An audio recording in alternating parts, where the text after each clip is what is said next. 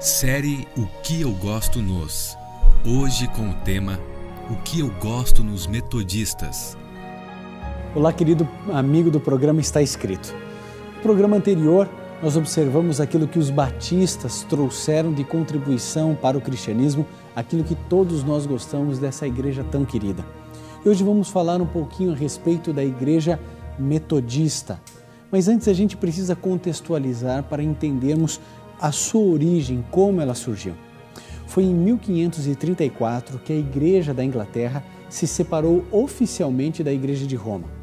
O rei da Inglaterra, Henrique VIII, que era um defensor do catolicismo, chegando inclusive a queimar publicamente os escritos de Lutero, entrou em conflito com o Papa Clemente VII, porque o líder religioso não quis anular o seu casamento com Catarina de Aragão.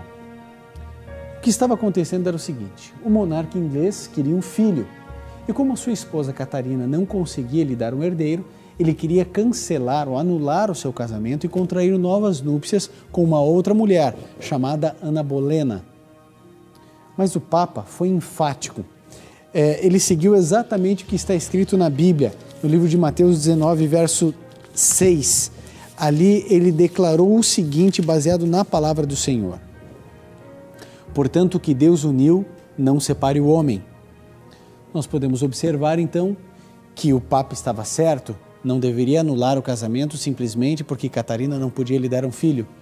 Mas diante da negativa do Papa, o rei simplesmente rompeu o relacionamento com Roma e resolveu confiscar todos os bens da Igreja Católica que eles possuíam ali na Inglaterra. E assim surgiu a Igreja Anglicana, independente de Roma, mas teologicamente as doutrinas eram praticamente iguais às doutrinas da Igreja Católica.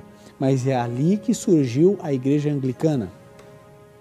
Porém, com a passagem dos anos, a Igreja Anglicana foi fazendo mudanças estruturais em suas doutrinas e acabou se tornando bem diferente da Igreja Católica. Por exemplo, para os católicos, o Papa é a autoridade máxima da Igreja e representante de Cristo na Terra. Para os anglicanos, o arcebispo da Cantuária é o líder da Igreja.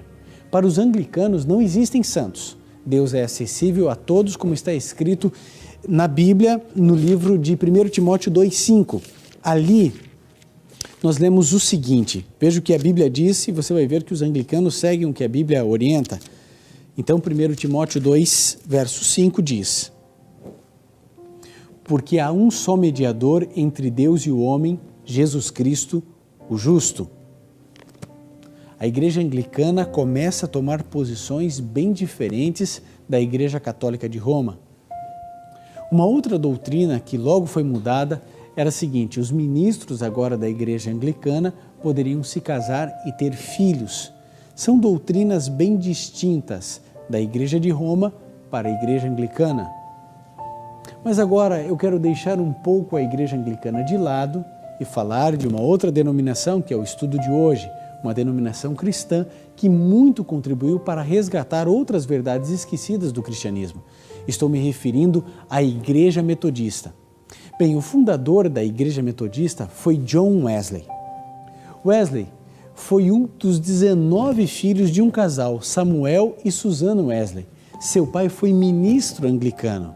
Você percebeu a importância de buscarmos a origem também da Igreja Anglicana? Ele era ministro da Igreja Anglicana. Bom, então, devido às atividades pastorais que impediam o reverendo Samuel Wesley de dar a devida assistência à família com 19 filhos, você pode imaginar a complexidade disso, sua esposa Susana assumiu a administração financeira da família e da educação das crianças. Ela ensinou todos a ler usando a Bíblia e somente a Bíblia. Disciplinava com rigidez cada um dos filhos. Eles tinham horário para cada atividade durante o dia e ela tinha reservado um tempo de encontro com cada filho para conversar, estudar e orar. Quando John Wesley tinha apenas 5 aninhos, ocorreu um incêndio na casa pastoral e ele ficou no andar de cima. Ele só foi salvo porque ele foi jogado da janela, caindo nos braços de uma pessoa. A partir daquele momento, sua mãe Susana referia-se a John Wesley como um tição arrancado do fogo e disse que Deus tinha um plano para aquele menino. John Wesley frequentou a Universidade de Oxford para melhor se preparar para ser um ministro na Igreja Anglicana. Ali Wesley e seu irmão Charles Wesley, eles se juntaram a um grupo de jovens que estudavam a Bíblia. Esse grupo era chamado de o Clube dos Santos. Esse nome não foi inventado pelo grupo ou mesmo por John Wesley, mas era como os outros alunos o chamavam. No entanto, depois observando que os membros do grupo tinham horários e tarefas específicas para tudo, então começaram a chamá-los de metodistas, porque tinham métodos muito específicos, muito sistemáticos. Os membros dessa sociedade se comprometiam a levar uma vida santa, a participar da Santa Ceia uma vez por semana, a jejuar nas quartas e sextas-feiras, a orar fielmente e a passar 3 horas reunidos a cada tarde estudando a Bíblia e outros livros cristãos. Eles também visitavam regularmente os presídios da cidade. Um grupo realmente muito diferente, com princípios e valores diferentes para a sua época. Por ser o único ministro ordenado dentro do grupo de membros, John Wesley se tornou um líder do grupo que acabou sendo conhecido realmente à medida que foram crescendo como metodistas. Sabe, existem muitas coisas que eu gosto nos meus amigos, nos meus irmãos metodistas.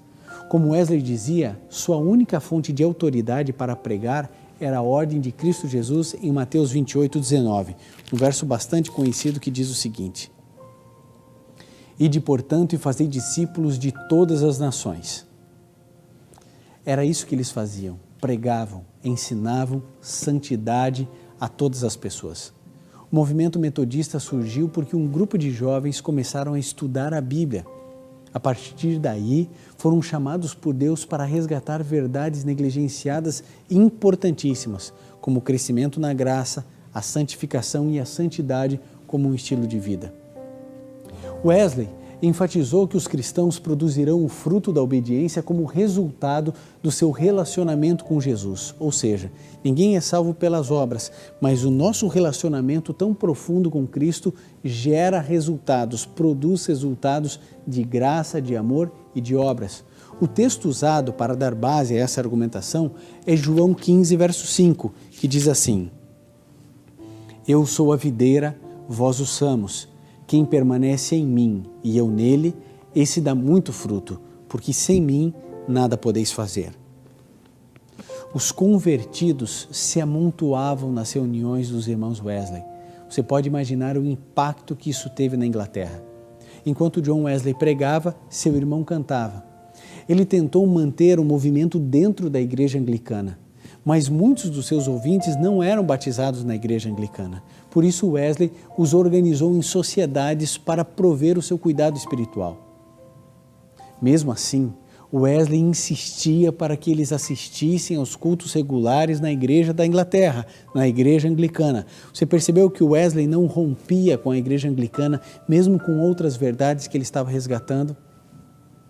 Bem, apesar da lealdade de Wesley, as autoridades civis e religiosas, os líderes da igreja anglicana, rejeitaram o seu ministério e cassaram sua licença de pregar. Mas o seu ministério, você sabe, continuou.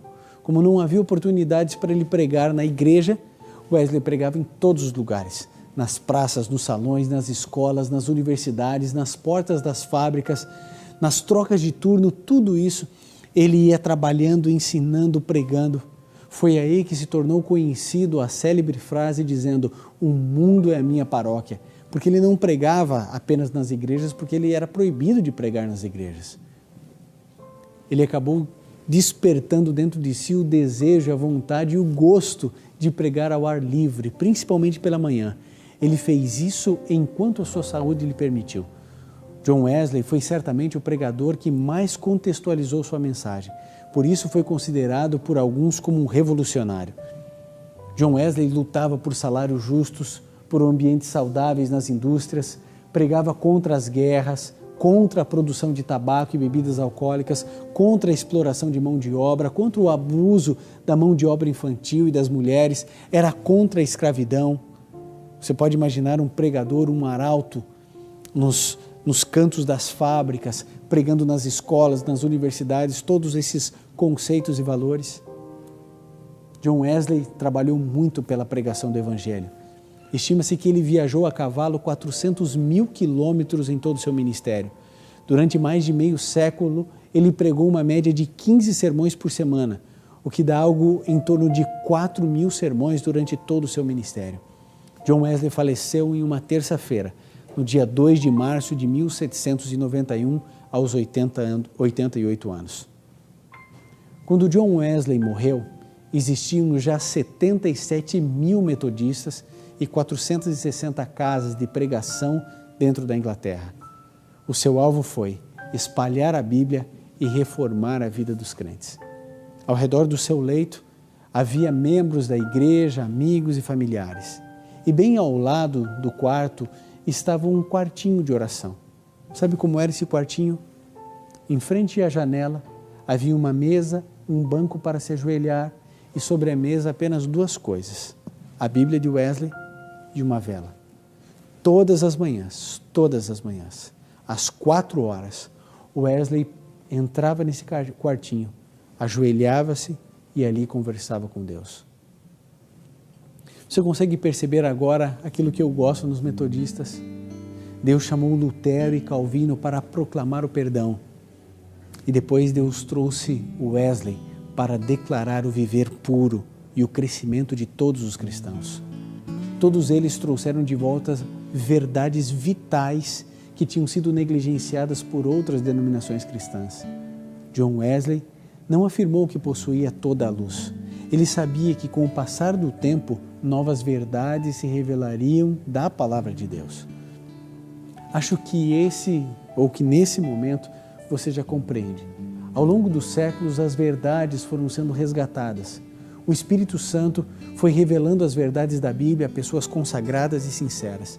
Nenhum reformador foi completo em sua mensagem, mas o agrupamento dos seus ensinamentos forma a igreja remanescente de Deus. Já imaginou uma igreja que lutasse pela família como os católicos, que ensinasse a salvação sendo apenas pela graça como os luteranos, que lutasse pela liberdade religiosa, que ensinasse sobre o batismo por imersão como os batistas e que tivesse os métodos de estudo e busca pela santidade como os metodistas? Não seria essa uma igreja que valeria a pena frequentar? Tenho certeza que sim. Deus nos ama e quer o nosso melhor.